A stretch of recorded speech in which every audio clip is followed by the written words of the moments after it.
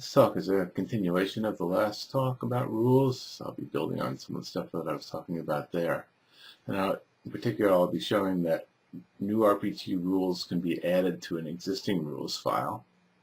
I'll also show that more than one set of rules can be applied to a test, and that can be useful if you're gathering a set of rules from release to release over years, and your old rules still have some good stuff in them, but you've got newer rules that take precedence over the old rules, and you want to apply them both, and you want to have new rules take precedence if they apply. And in particular, I'm going to be talking about WebSphere-Portal because that's the group that I work with, and I'll be demoing this with Portal theme elements because that could be useful for folks on my team or folks that use my product. So I've got a recording here which was done with Internet Explorer, and it's the Portal page. And what I'm going to do is find the theme elements, which are array collections, and I'll make references to those and substitutions from those and show how to use those. So here's the first one. I'm selecting it.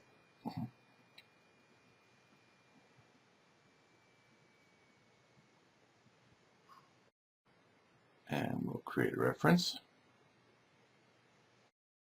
And I'll give it the reference a meaningful name.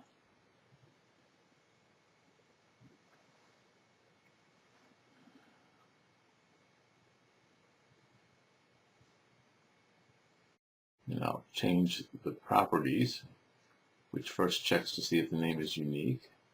And the reference that it came up with, the regular expression it came up with, is very general, href, the first href on the page, which is too general because if the page changes in my next test, the next version of the code, then the first reference may not be the first.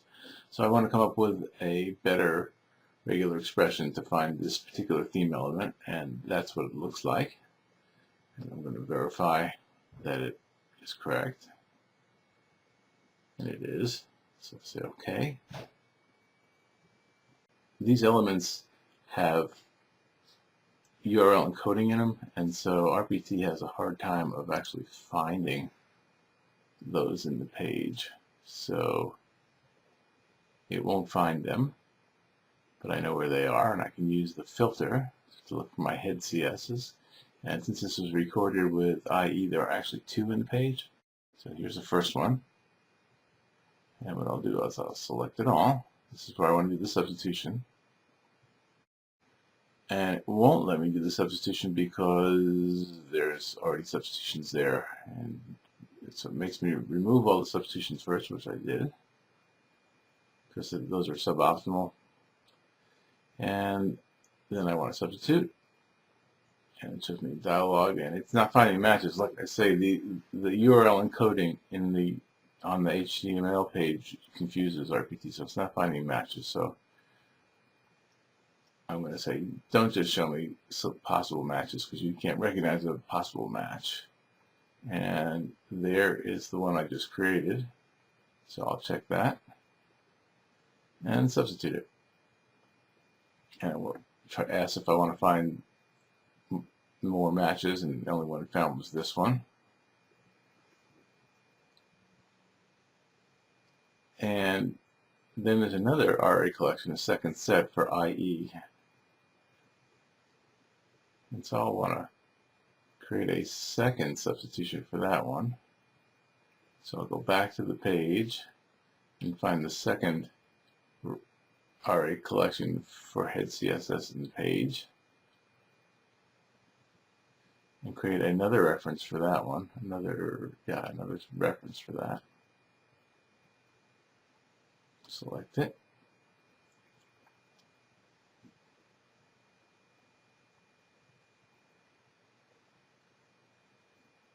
And create a reference.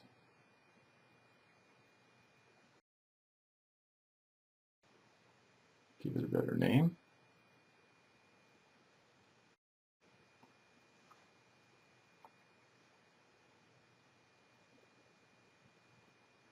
calling it href2. Now edit the reference properties. And once again, it shows me the regular expression will find just the second href on the page. And I do want to find the second head CSS one, href, but I do want to have a little bit more exact regular expression. So I only find head CSS hrefs or links. And it is the second one on the page. So that showed that you can have a substitution or a regular expression that finds the second one on the page. And now what I want to do is I want to take that second one and substitute it for the second URL that's for head references, head CSS references. First I have to remove the existing substitution, which is not optimal. And the RPT knew that I just made that reference, so it used that one. It asked me then if I want to find others. It's not going to find others. But it did make this reference here. So I just recorded two substitutions. And what I want to do now is save the test. And when I save the test, it says you just made a bunch of substitutions and references. Do you want to save them as rules? And I do want to save them as rules using the rules wizard. And I'm going to create a new rules file. I'm not going to use the same rules file that I used yesterday because this is specific. This set of rules is specific to portal theme elements. So I'm going to call it RA collection rules. And it brings me up to the rules editor. And very much like yesterday, I'm going to go in there and to the advanced tab, and I'm going to say if there's any substitutions when you run these rules that are already in place, I want to replace them. I want these set of rules to take precedence. And I'll do that on the reference, and I'll do that with the substitutions. And you can see it created two sets of accumulated rules, one for each substitution reference pair that I did. And also you can see that it's the special characters in that regular expression. It says href on escape XML, and it recognizes that that substitution had these ampersand, amp, colon, and it's being replaced with amp. And so that's what that unescape XML keyword means there. You don't usually have to know that. It's doing that for you automatically. And once again, I'm saying always replace existing rules. Always, when you run these rules, always replace existing substitutions if you find any. So these will take precedence over anything that's been done automatically or by older rules.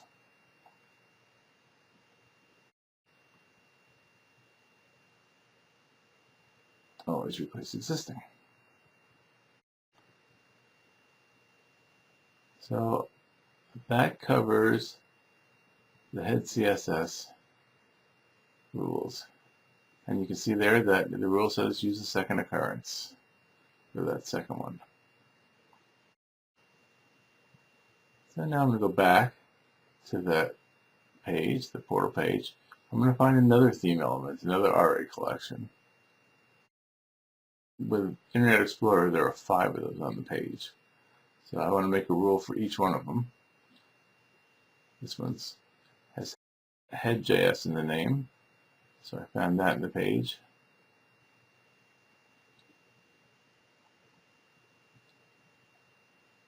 And we'll highlight that and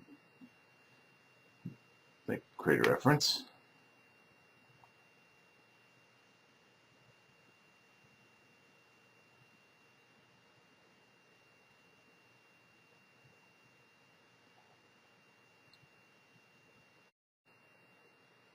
Got to get it just right.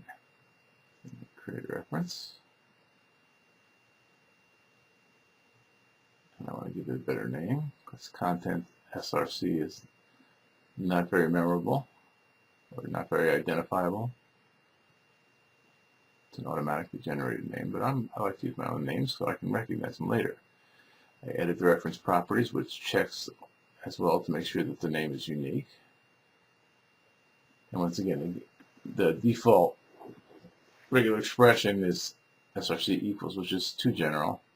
And I want to replace that with a regular expression that is sure to find this particular request on the page, this particular link on the page. It has, and there that shows the regular expression there. And I want to verify that it finds that, and it says yes, it does.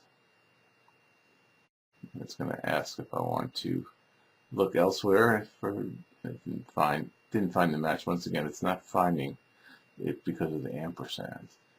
I think in the next release they're going to improve that. The next RPT release, they're going to recognize that.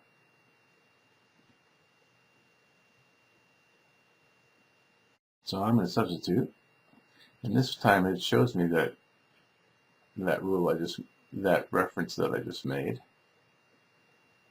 and as if I wanted to find other matches, it only found this one. And so that's substitution's done. Now I'm going to say that again. And so what I'm going to show here, that's the rule I just made. I'm going to add that to the existing rules file. Since I'm building up a set of rules for Portal theme, I'm going to add them all into the same rules file. And what I found is that when using the rules wizard and scripting like this, it's best to try to come up with just one action or a set of actions and then save the test script and let it save the rules.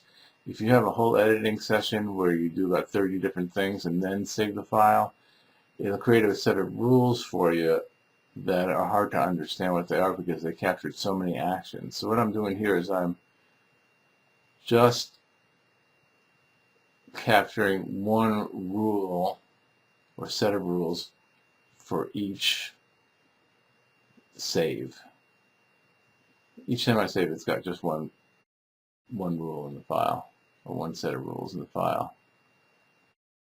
So now I'm going to find the next array collection, which is a theme element, Portal theme element, theme page, and there it is.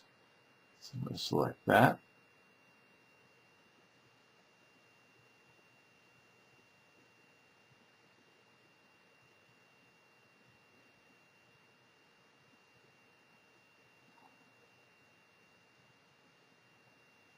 Very carefully. Not carefully enough. I went too far. And this is a mistake, and I will leave that in there because I want to show you that if you make a mistake like this and go too far, it will fail to verify the regular expression, and then basically you can undo it. So I'll show you how to undo it. I'm always very good at demoing mistakes because that's what I usually do. Alright, the name is unique, but you'll see that I'm finding too much in there. I'm going past the end of the URL and I'm finding part of the script. So I just quit out of there. I didn't want to save it. It saved the reference, but I'm just going to undo it. I'm going to clear the reference. Okay, that's gone. And that undid any mistake I made. So now I'm going to redo the correlation, or redo the reference, sorry. I'm going to redo the reference. And this time I've got it selected correctly. So now I'll create the reference, give it a meaningful variable name, reference name, and I'll edit the reference properties. The name is unique because I canceled. Now you see it found the 14th element on the page, so that is obviously not very unique. So now if I come up with a more exact regular expression that hopefully finds the first instance of the config static array collection, it finds the first one on the page, and that's what I'm trying to get to. Once again, I don't learn. It says, do you want to look? I say yes. It says no match was found. And so I'll do this manually. There is the URL with some partial substitutions in it, which are suboptimal. So I want to get rid of all those and substitute my own instead. And there is the substitution. Didn't find any additional matches. And I'm going to save that once again so that I can get, I saved it so I can get a rule with just one element in it, or one or two elements in it. And what, like I said, what I found is that works best when creating rules. It's best to have a very small set. So you can see the other two sets are there.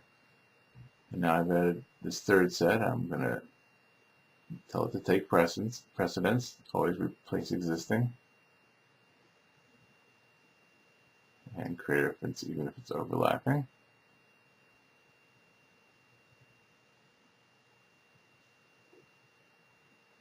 Do the same thing on the substitution.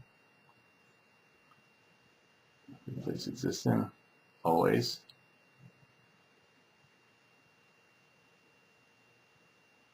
And save that rule. So now I got 3 rules in this file, or 3 sets of rules in this file. And I got one more I need to get, so let's do that one.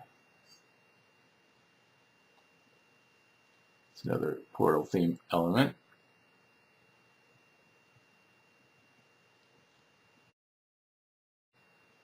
And let's search for it in the HTML.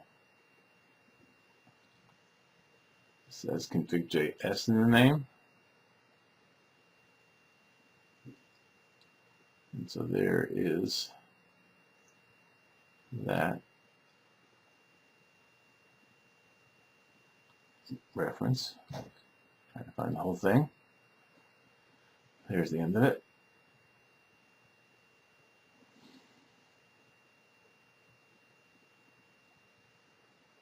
Create the reference. And you'll notice this time that I forgot to replace the name. The name is unique, but it's not the name I really intended. It says content source, but I still haven't fixed that.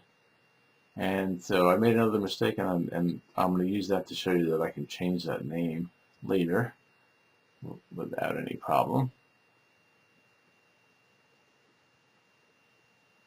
So there's my regular expression. We verify it. That worked.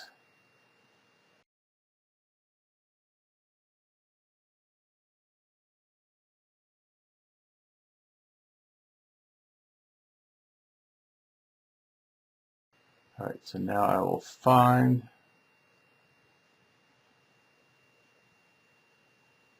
manually find the place where I want to do the substitution, remove the existing substitution, and I'm going to substitute. Now the problem is I'm looking for a named reference that says content source, but I don't realize it. So I can't find my entry. I don't know what happened to it. So I'm going to try to select the data source. I'm going to use the filter to find it. And then I find the RA collections, but I don't find, those are the names that I put on those. But I don't find the one that I expected.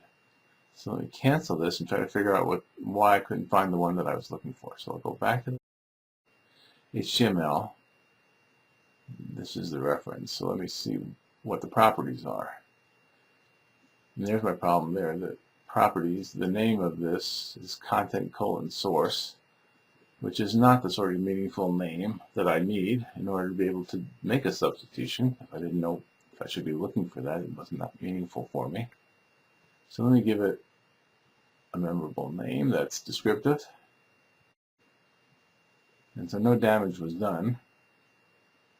Call it config.js href and check that it's unique, because the names need to be unique since we're searching for them and doing substitutions from them. So now I'm going to go back to the URL, the substitute, and that's the one. So now I found it because I knew what name I was looking for, and it did the substitution. Didn't find any additional matches. And I'll save this last rule. Now I'm going to save it in the existing rules file that I have for RA collections. And I'm going to change it once again to take precedence.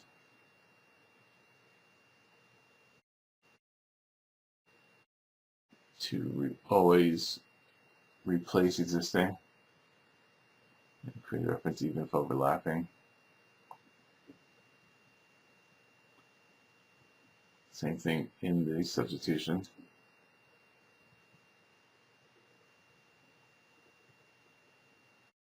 And I'll save those edited rules. So now I have a set of 4 rules that more or less covers the portal theme. So now I'm going to go to a page that's a different page, but it's the same portal theme. And I'm going to apply those rules. And I'm going to apply both sets of rules. So this will be demonstrating that I can add more than one set of rules. There's the rules I created yesterday, and there's the rules I created today. So I'm going to apply 2 rules, and they're applied in the order that they show up there. So this is a good mechanism for having newer rules take precedence over old rules. You apply them in order.